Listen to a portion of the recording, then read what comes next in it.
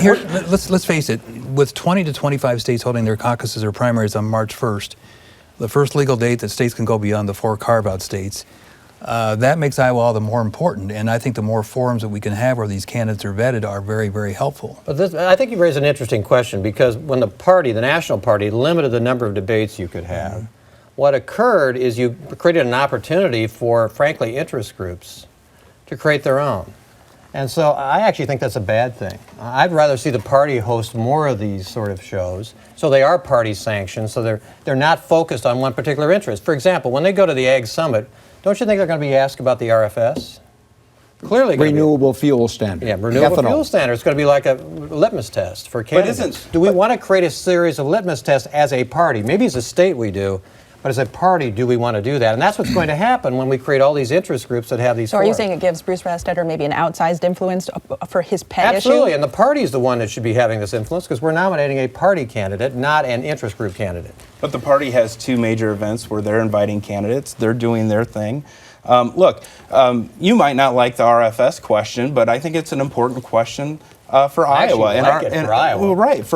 And so I think if you're running for president, I think you should be asked about it. I think there are questions regarding immigration that are different among the ag community than maybe Republican activists. I think that's an interesting set of questions to ask candidates. I think forums give the opportunity for a candidate to basically say what they want to say.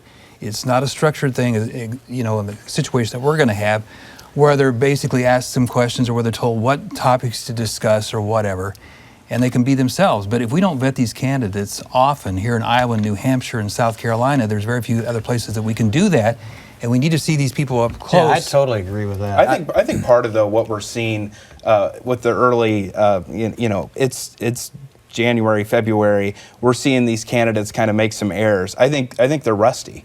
I think that they're not. That's why we need forums, because they need to go out and practice. Right, and so I think this is just natural in the sense that they're not used to maybe talking about all of these issues, or governors. What about the feuding, though? You've got some sniping now. So you had the former Texas Governor Rick Perry snipe at Scott Walker and say it was inappropriate for him to be comparing dealing with protesters to dealing with people who cut people's heads off.